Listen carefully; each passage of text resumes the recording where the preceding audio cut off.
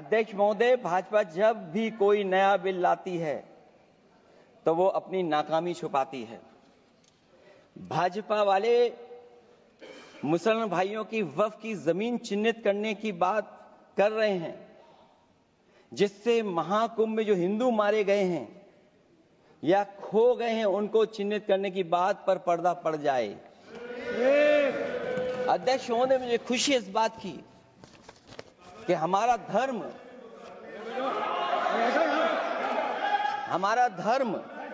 अध्यक्ष महोदय नहीं कुछ कहना चाहते हैं नहीं प्लीज, उनको अलाउ नहीं किया। अध्यक्ष महोदय,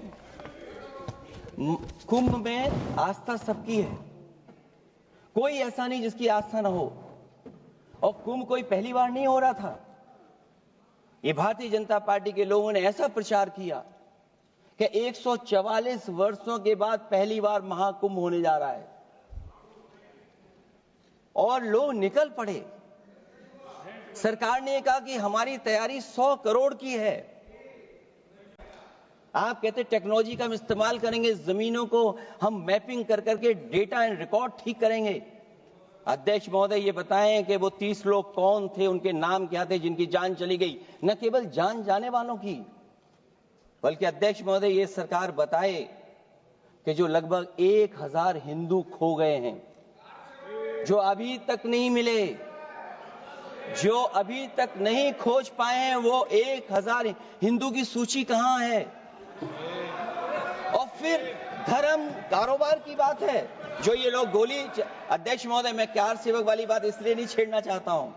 अध्यक्ष महोदय, ये शायद माननीय सदस्य जानते नहीं कुछ सच्चाई नहीं जानते। अध्यक्ष महोदय, ये संविधान की वजह से, संविधान को बचाने के लिए, हिंदू एकता को बचाने के लिए कुछ फैसले लिए गए, लेकिन एफआईआर हम लोगों पे नहीं लिखी गई थी। एफआईआर उन पे लिखी गई थी जो बेचारे तैयार हो गए थे सुबह, लेकिन पता नहीं कहां से फोन आया था, कहा था कि अब तैयार तो हो गए हो लेकिन आप शिलान्यास में नहीं आ सकते। इसलिए बात को इधर से उधर नहीं में ले जाना चाहता। अखिलेश जी, जरा वक्त पे भी आ जाओ। वक्त पे आ रहा हूं। नहीं, वक्त पे अध्यक्ष इसलिए आ रहा हूं क्योंकि वक्त समझने के लिए भारतीय जनता पार्टी की सोच क्या है। और ये अध्यक्ष महोदय जब ये कह रहे हैं कि इससे कारोबार होगा, अध्यक्ष महोदय, धर्म की चीजों से कारोबार नहीं हो सकता।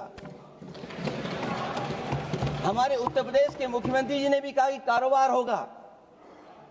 वो 30 की गिनती में उलझे हुए हैं, जैसे 30 मार खाए वो। उनसे पूछा कि जान कितनी गई, वो 30। उनसे पूछा कि कारोबार कितने का होगा, 30 गुणा 10,000 करोड़। सोचिए, कुंभ हमारा क्या कारोबार की जगह है? और फिर उसका कौन नापेगा, कैसे नालाएगा?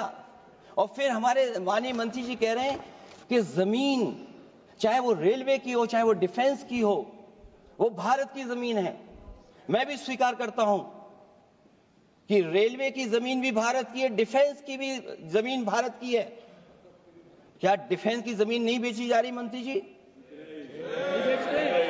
अध्यक्ष महोदय, क्या रेलवे की जमीनें नहीं बेची जा रही हैं?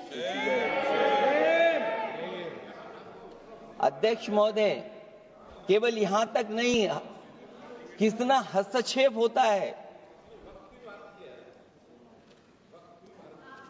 वक्फ भी भारत के, इसीलिए तो कहीं ना कहीं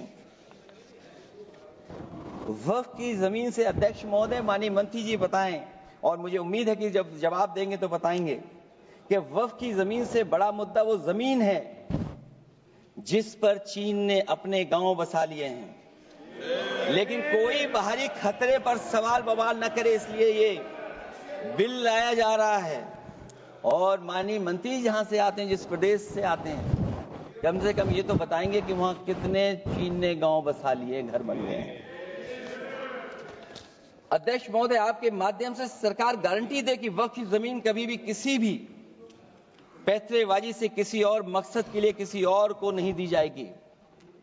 वक्फ की वर्तमान व्यवस्था में चाहे 5 साल के धर्म पालन की पाबंदी की बात हो, या कलेक्टर से सर्वेक्षण के हस्तक्षेप की बात हो, या वक्फ परिषद या बोर्ड में बाहरियों को शामिल करने की बात हो, इन सब का उद्देश्य मुस्लिम भाइयों के सार्वजनिक अधिकार को छीनकर उनके महत्व और नियंत्रण को कम करना है।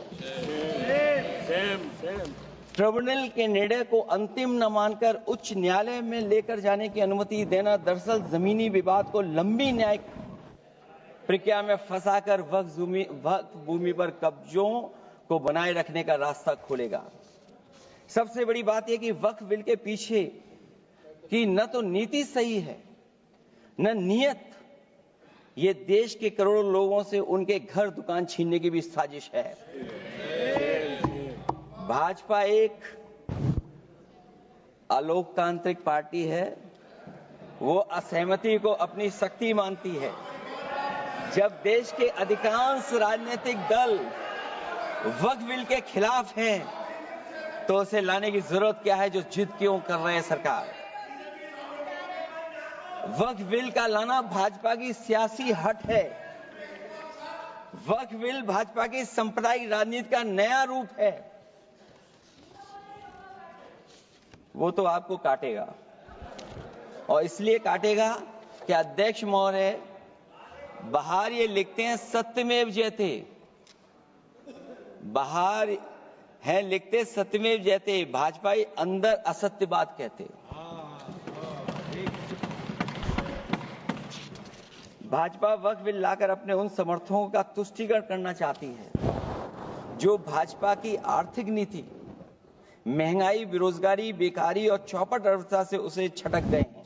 क्योंकि अध्यक्ष महोदय, जब से वोट में गिरावट आई है, और खासकर उत्तर प्रदेश में भी, तब से भारतीय जनता पार्टी की कोशिश है कि अपना वोट कैसे संभाला जाए।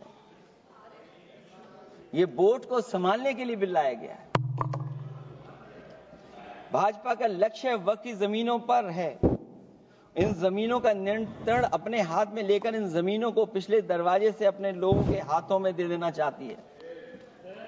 भाजपा चाहती है कि वक्फ बिल लाने से मुस्लिम समुदाय को लगे कि उन पर हक को मारा जा रहा है, वो उद्वेलित हों और भाजपा को ध्रुवीकरण की राजनीति करने का मौका मिल सके।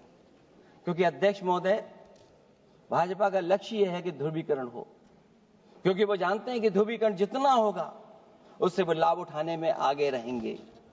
तो ये वक्फ बिल जो लाया जा रहा है, वो अपनी वोट बैंक को संभालने के लिए और समाज को बांट करके ध्रुवीकरण राजनीतिक लाभ लेने के लिए लाया जा रहा है। और अगर इसके लिए नहीं लाया होता तो पहले से जो जितने फैसले लिए सरकार ने, क्या उससे देश और प्रदेश में कोई बड़ा बदलाव आ गया है? अगर स्मार्ट सिटी का बात करें तो कितनी स्मार्ट सिटी बन गई है आपकी? आपके नोटबंदी की वजह से न जाने कितना रुपया कहां निकल रहा है।